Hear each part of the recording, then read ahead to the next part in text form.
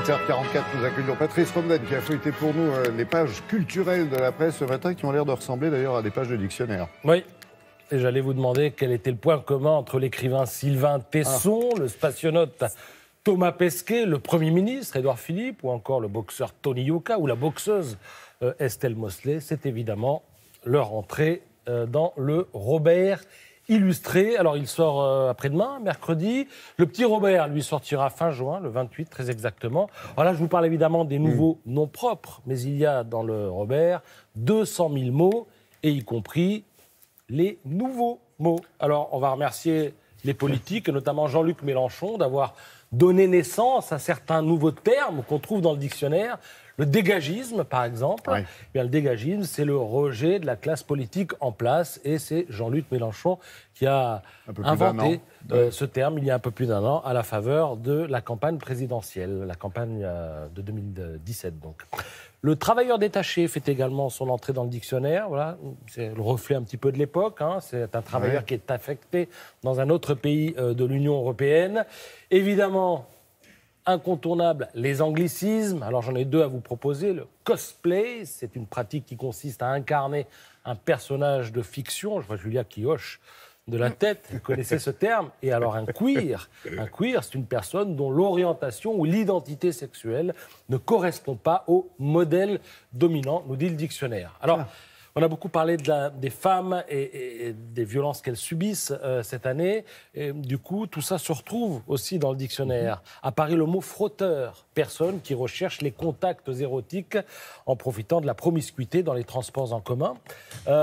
Les tendances sont aussi révélatrices, les nouveaux termes sont aussi révélateurs des tendances. Vous avez par exemple l'animalisme qui fait son entrée dans le dictionnaire. L'animalisme, c'est le mouvement de défense des droits des animaux en tant qu'être sensible. Et comme on parle beaucoup des droits des animaux en ce moment et qu'on nous dit que la grande affaire à venir dans les années qui viennent, ce sera la souffrance des végétaux, je me demande dans quelle mesure le terme végétalisme ne va pas apparaître alors, dans le dictionnaire, sauf qu'il y est déjà. C'est-à-dire le végétalisme, c'est un régime alimentaire excluant tout aliment d'origine animale.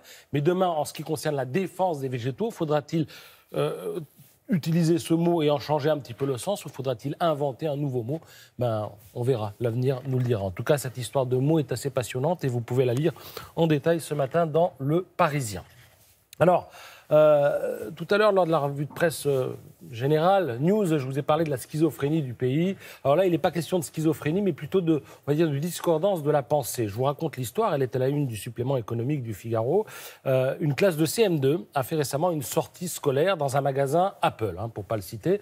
Alors, outre l'initiation au code, les enfants ont eu droit à un t-shirt et à une clé USB. Donc, ils sont repartis plutôt contents, sauf que le ministre de l'Éducation nationale, M. Blanquer, vient d'interdire ce type de sortie parce qu'il estime qu'une visite, fût-elle à visée pédagogique, dans un magasin Apple, n'en reste pas moins une visite dans une boutique, lieu par excellence dédié à la promotion et à la vente de produits. Sauf qu'à cette aune-là, on se dit qu'il faudra bientôt peut-être supprimer le stage en entreprise de 3e. Parce qu'après tout, souvent, beaucoup de ces stages se font dans des entreprises où on propose aussi des produits, où on propose de la vente.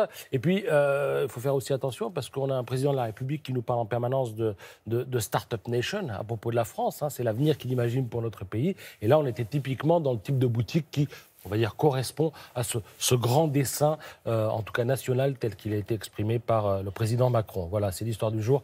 Vous la trouverez à la une du Figaro Écho. Et peut-être était-il chez Apple pour parler de Guillaume Tell. Merci Patrice.